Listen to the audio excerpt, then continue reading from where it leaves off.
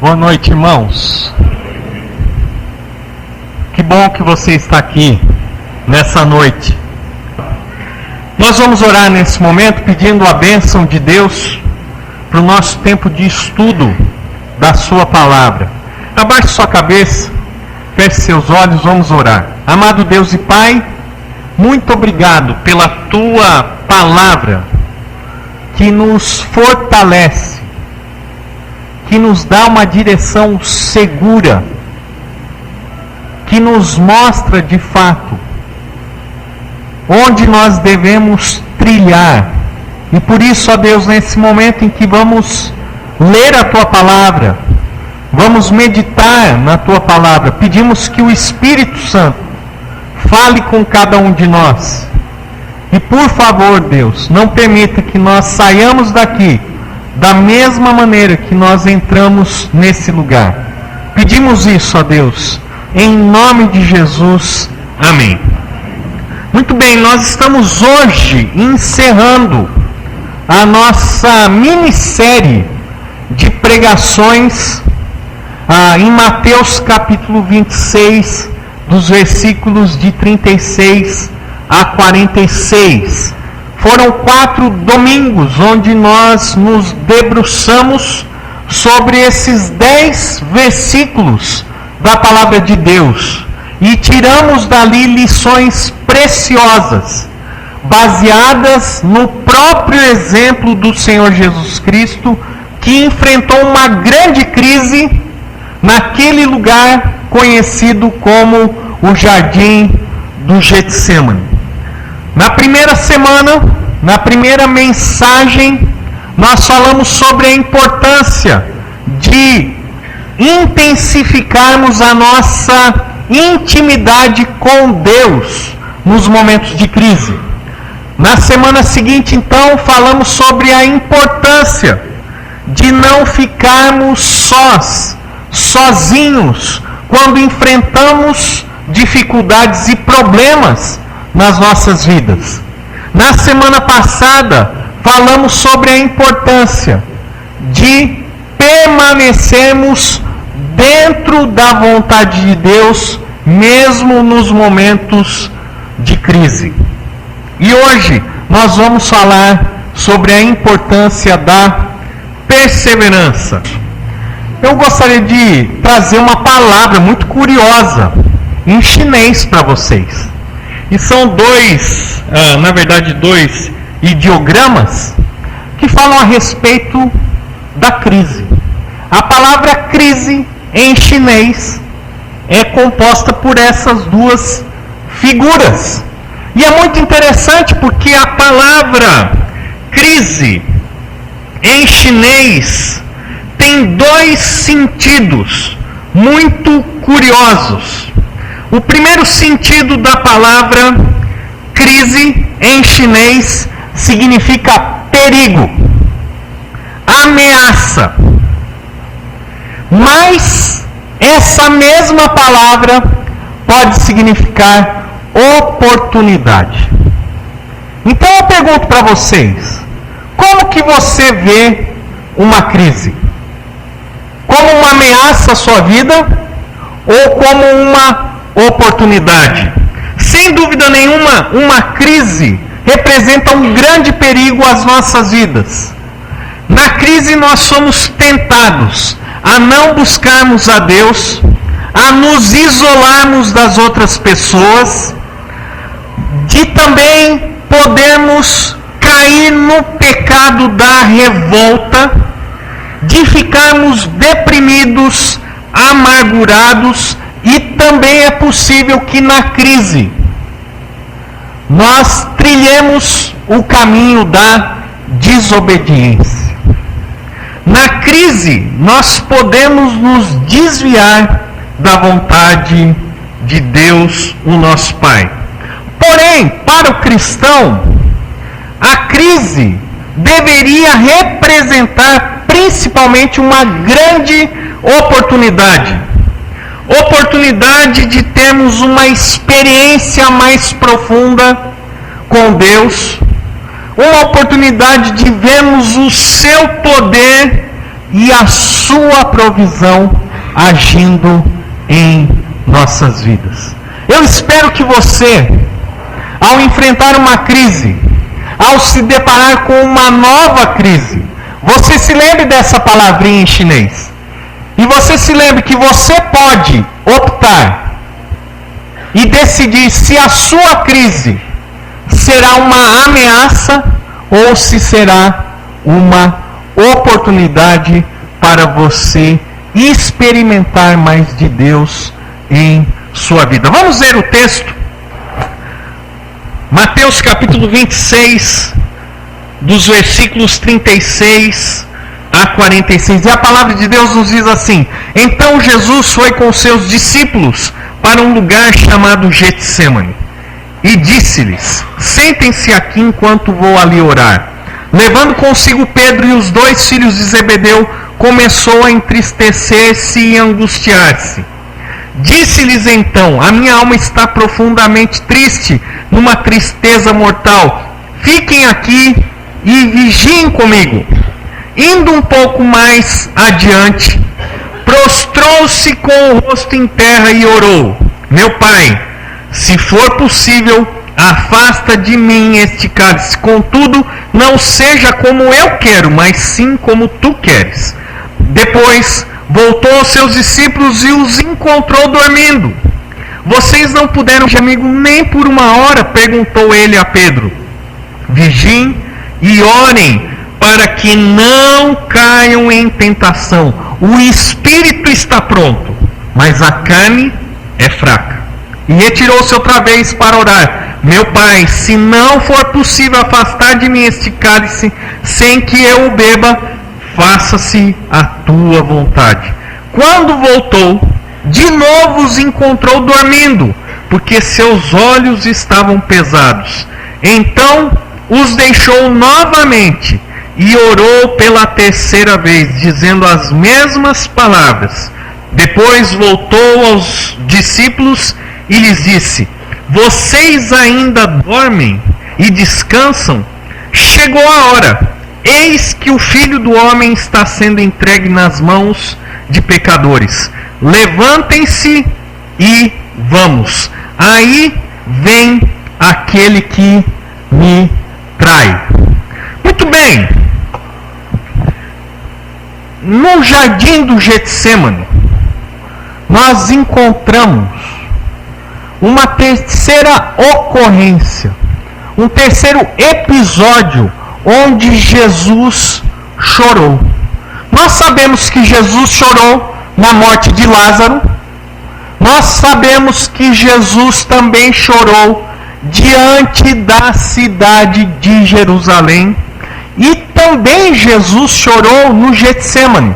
O problema é que nós realmente desconhecemos esse fato, porque quando lemos o relato nos evangelhos, nós não vemos nenhuma menção ao fato de que no Getsêmani Jesus chorou. Mas nós precisamos então recorrer ao texto de Hebreus. E eu quero convidar você a abrir a sua Bíblia em Hebreus capítulo 5, versículos de 7 a 9. E o autor de Hebreus, ele descreve que naquele momento de angústia, de tristeza, naquele momento em que Jesus estava orando a Deus, ali Jesus também derramou suas lágrimas. Hebreus capítulo 5, de 7 a 9, nós vemos o seguinte: durante os seus dias de vida na terra, Jesus ofereceu orações e súplicas em alta voz e com lágrimas àquele que o podia salvar da morte, sendo ouvido por causa da sua reverente submissão. Embora sendo filho, ele aprendeu a obedecer por meio daquilo que sofreu. E uma vez aperfeiçoado, tornou-se a fonte de eterna salvação para todos os que lhe obedecem. Veja bem, que o autor de Hebreus, ele destaca o fato de que Jesus, quando clamou em alta voz àquele que poderia salvá-lo, ele fez isso com lágrimas. Veja agora o texto paralelo de Lucas. Eu vou ler aqui para os irmãos. Ele se ajoelhou e começou a orar. Pai, se queres, afasta de mim esse cálice, contudo, não seja feita a minha vontade, mas a tua. Apareceu-lhe então um anjo do céu que o fortalecia. Veja que Mateus não relata esse episódio, esse fato. Apesar de falar da mesma narrativa, dos mesmos acontecimentos, Lucas, ele registra os detalhes desse momento. E é Lucas que diz que naquele momento em que Jesus estava orando, em que ele estava dizendo, Pai, se queres, afasta de mim esse cálice, contudo não seja feita a minha vontade, mas a tua, a palavra de Deus nos diz que apareceu-lhe então um anjo do céu que o fortalecia. Estando angustiado, ele orou ainda mais intensamente, e o seu suor era como gotas de sangue que caíam no chão. Quando se levantou da oração e voltou aos discípulos, encontrou-os dormindo, dominados pela tristeza.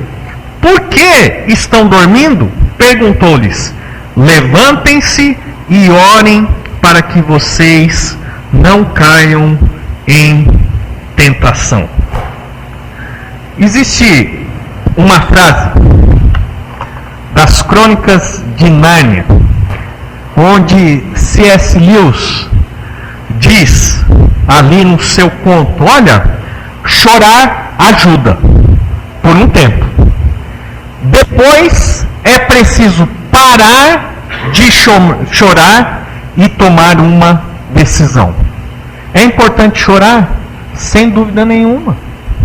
É importante você se derramar diante de Deus, diante de um problema, diante de uma dificuldade? Sem dúvida nenhuma. Foi isso que o Senhor Jesus Cristo fez.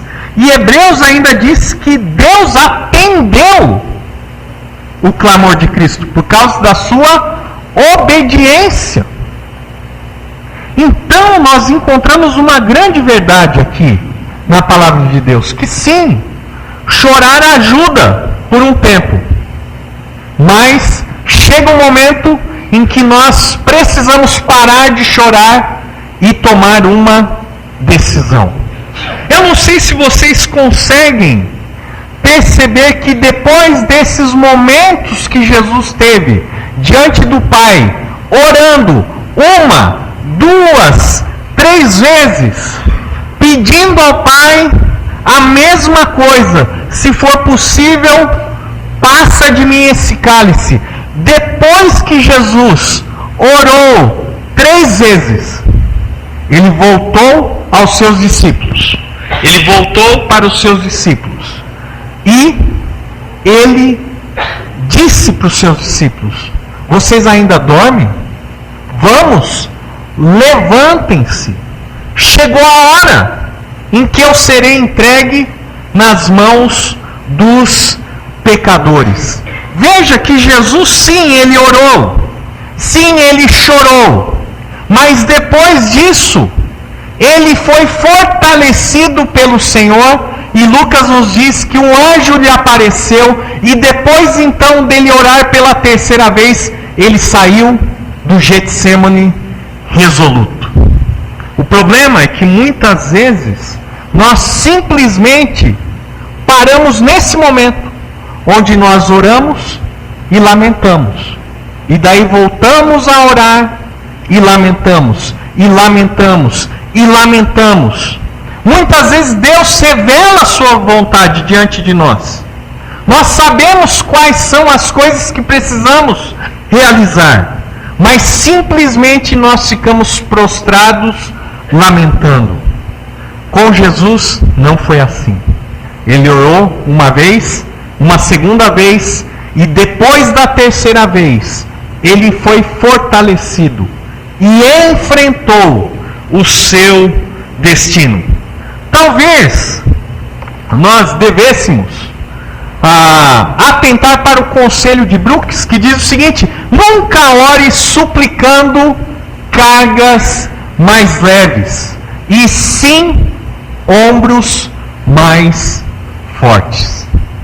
Como você tem orado diante das dificuldades, diante dos problemas? Será que você simplesmente fica pedindo pelo livramento de Deus? Ou será que você tem entendido que a sua oração também precisa ser diferente? Que muitas vezes Deus não lhe poupará do sofrimento, mas que você então deve pedir que Deus lhe dê forças para perseverar e prosseguir apesar do sofrimento. É necessário, sim, enfrentarmos, dominarmos a tristeza. Chega um momento que nós precisamos erguer a nossa cabeça e seguir em frente. Lembre-se que após a sexta-feira da crucificação, viria o domingo da ressurreição. Nós não devemos permitir que a tristeza se aloje em nosso coração. Se nós permitirmos que a tristeza tome conta, domine as nossas vidas, se permitirmos que esse estado de tristeza seja prolongado, é possível que nós nos tornemos vulneráveis aos ataques do inimigo. Nós não devemos fugir da dor, mas também não devemos curti-la. E quantas pessoas, ao invés de simplesmente ignorar a dor, o que não é correto, elas caem em outro extremo. Elas ficam curtindo a sua dor, ficam alimentando a sua dor, ficam prolongando os efeitos do sofrimento sobre a sua própria vida.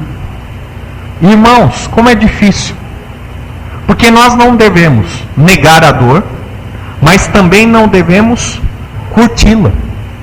Será que sozinho nós conseguimos isso? De forma alguma. Por isso nós necessitamos tanto de Deus nas nossas vidas. Por isso nós devemos buscar nos fortalecer nos momentos de angústia e de dor em Deus.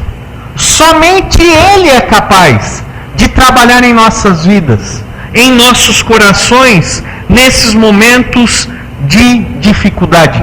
Jesus, sim, Ele não queria passar pela sexta-feira da crucificação, mas Ele sabia que depois da sexta-feira viria o domingo, e naquele dia Ele venceria a morte. Nós também devemos ter essa mesma perspectiva, que muitas vezes Deus não vai nos livrar dos sofrimentos, mas Ele vai nos capacitar a passarmos por esse sofrimento, que Ele será capaz de operar o seu poder em nossas vidas, mesmo em meio à dor. Devemos então entregar a nossa tristeza no altar de Deus e receber do alto o seu consolo e provisão. Os versículos 42 e 43 de Lucas realmente nos falam isso, um texto paralelo a Mateus. Pai, se queres, afasta de mim esse cálice, contudo não seja feita a minha vontade, mas a tua. Apareceu-lhe então um anjo do céu que o fortalecia. No momento de angústia, Jesus foi fortalecido por um anjo enviado por Deus. Nós devemos nos lembrar que todos os nossos sentimentos devem estar sob o controle do Espírito Santo. Sim, as nossas emoções devem estar submissas à ação do Espírito Santo. Um dos aspectos do fruto do Espírito Santo na vida de um cristão é a alegria que independe da circunstância. Só um crente pode sentir a verdadeira alegria mesmo diante da perda, mesmo diante do luto, mesmo diante do prejuízo, porque a sua alegria não depende das circunstâncias, mas depende do Senhor. Gálatas nos fala sobre a alegria como fruto do Espírito Santo. A palavra de Deus também nos fala que outro aspecto que deve estar debaixo do controle do Espírito Santo é justamente o domínio próprio. Aquela capacidade sobrenatural de se manter fiel a Deus, mesmo diante das circunstâncias e situações adversas. O Senhor Jesus, que é o nosso referencial por excelência, ele perseverou, mesmo em meio à crise. Ele enfrentou, ele venceu a morte e hoje ele está vivo para nos dar a vitória sobre o pecado e sobre a morte. O que então eu e você temos por temer? Jesus já nos garantiu a vitória sobre o pecado, sobre a consequência do pecado. Nada, absolutamente nada, pode nos separar do amor de Deus. O desânimo, o medo, a apatia e até mesmo a tendência de fugirmos dos problemas são ações que aparecem mediante as crises. Nós precisamos estar atentos. Nós precisamos nos revigorar nesses momentos. Precisamos nos apegar ao consolo que Deus pode nos dar, à sua provisão divina.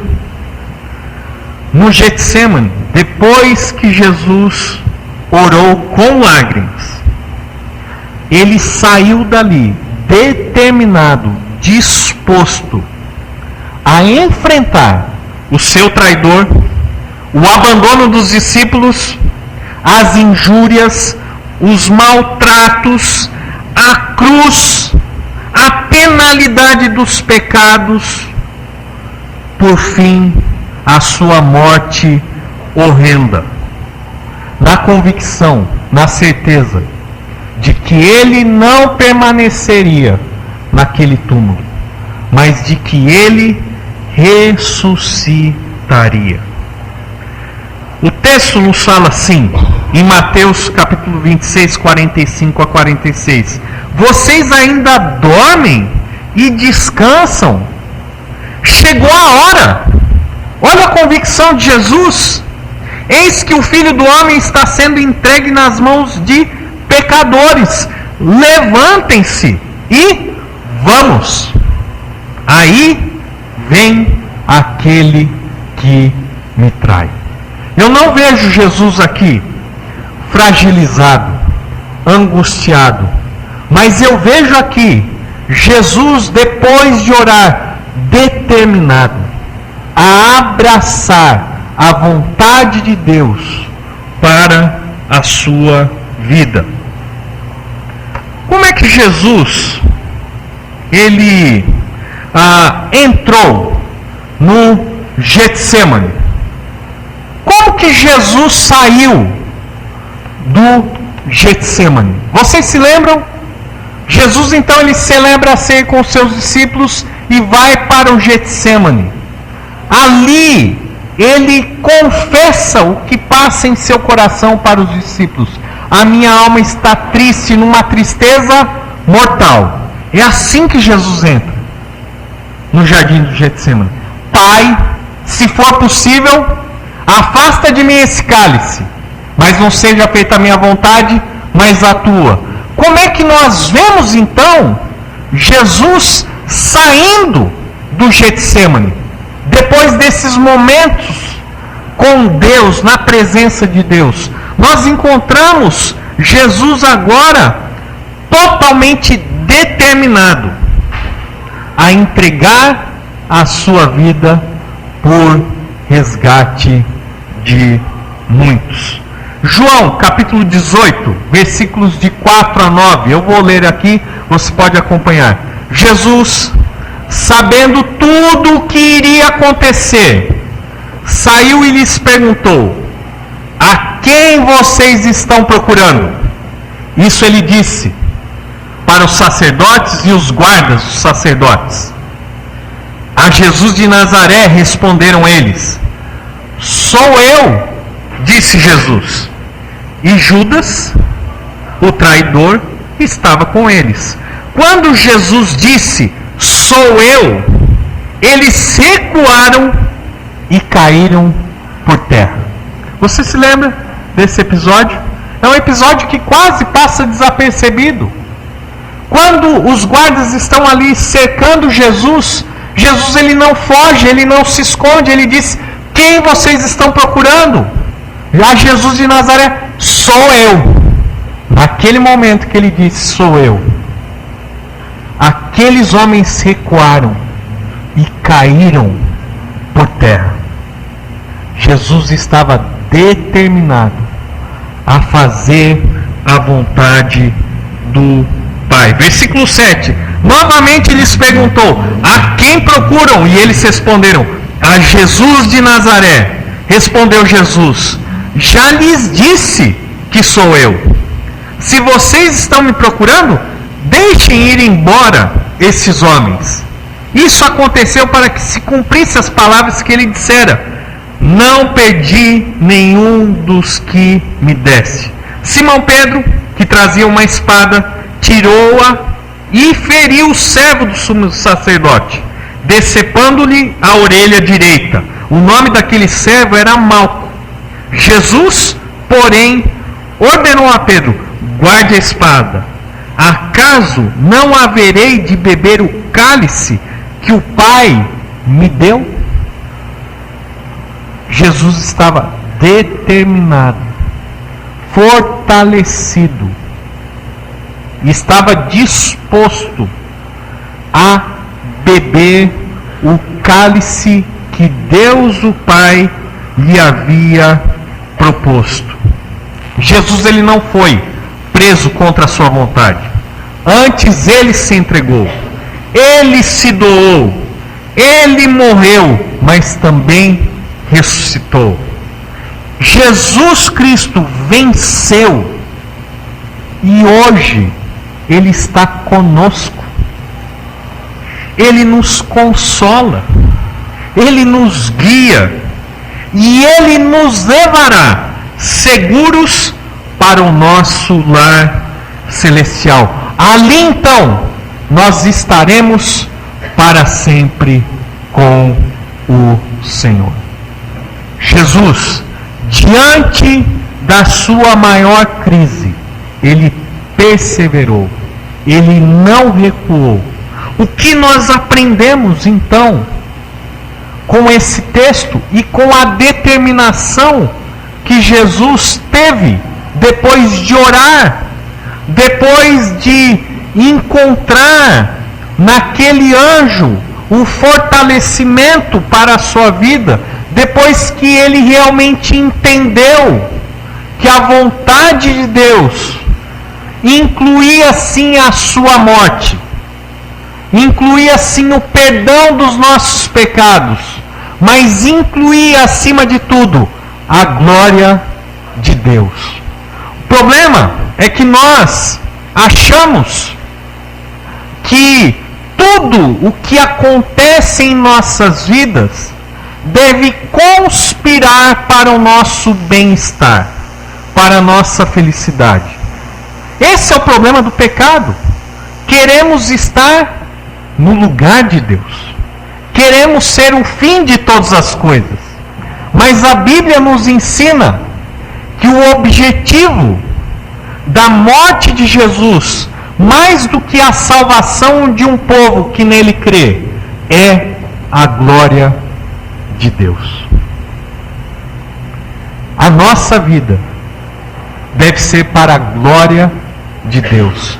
Quando as coisas vão bem, quando a promoção aparece, quando o dinheiro começa a sobrar, quando a família é só risos e alegria, tudo deve ser para a glória de Deus. Mas quando as coisas vão mal, quando os problemas aparecem, quando as dificuldades financeiras, familiares se debatem sobre as nossas vidas, nós também devemos lembrar que tudo isso tem que concorrer para a glória de Deus. Como que você se enxerga diante das crises? É necessário, diante da crise, perseverar. Perseverança. Eu quero terminar a mensagem de hoje fazendo uma pergunta para você de um pastor congregacional do Rio de Janeiro. E ele disse o seguinte em uma determinada mensagem: e se Deus quiser ser glorificado com o seu sofrimento, tudo bem? Tudo bem? E se Deus quer que você sofra, e que esse sofrimento seja para a glória dele, tudo bem para você? Foi isso que Jesus teve que enfrentar.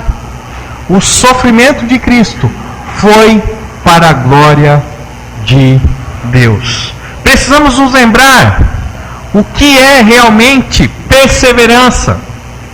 Pastor falecido há poucos anos, Eugene Peterson, disse o seguinte: perseverar é uma longa obediência em uma mesma direção. Perseverar é uma longa obediência em uma mesma direção. Se não é uma mesma direção, não é perseverança. E se não é uma longa obediência, não é perseverança. Por fim, Augusto Nicodemos, pastor presbiteriano, disse o seguinte: perseverar é continuar servindo a Deus, mesmo quando tudo dá errado. Sabe o que eu vejo hoje? Cristãos que não perseveram. Porque quando as coisas dão errado, eles se rebelam. Eles abandonam a fé. Sabe o que eu vejo hoje? Pastores que, quando enfrentam as dificuldades do ministério, quando enfrentam oposição em suas igrejas, simplesmente desistem e tomam outro rumo. É muito fácil ser crente quando tudo vai bem. Difícil é você ser crente, fiel a Deus, quando a sua oração é respondida com um não, quando tudo aquilo que você deseja não acontece e quando Deus sim permite que você passe por sofrimentos. Perseverar é continuar servindo a Deus, mesmo quando tudo dá errado. Abaixe sua cabeça, feche seus olhos, vamos orar. Amado Deus e Pai, que belo exemplo nós encontramos na vida do nosso Senhor Jesus Cristo. Ele, sendo Deus, mas também sendo homem, chorou no momento da angústia, orou ao Senhor, ajoelhou-se, colocou o seu rosto em terra, pedindo o livramento do sofrimento, da morte, do carregar todo o nosso pecado. Obrigado a Deus, porque entendemos que é isso que a tua palavra nos diz, que nós temos então um grande sumo sacerdote que é capaz de se compadecer de nós, porque ele sabe o que é sofrer. Mas nós queremos te glorificar nessa noite, principalmente porque o Senhor Jesus perseverou até o fim, foi obediente até a morte, e morte de cruz. Obrigado a Deus, porque Ele nos dá um exemplo de como nós devemos perseverar, mesmo em meio às maiores crises da nossa vida. E que possamos sair daqui hoje fortalecidos pela Tua Palavra. Pedimos isso no nome do nosso Senhor Jesus Cristo. Amém. Deus os abençoe.